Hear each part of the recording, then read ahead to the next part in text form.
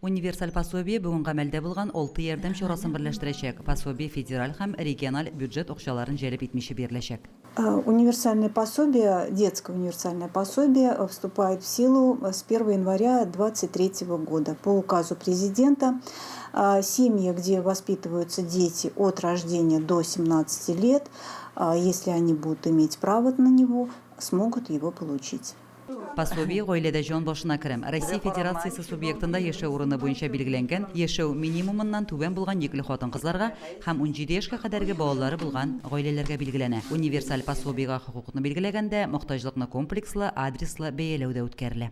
Заявление можно будет подать через госуслуги, сайт государственных услуг, в электронном виде. Это все будет обработано автоматически, дополнительных каких-то документов от семьи не потребуется.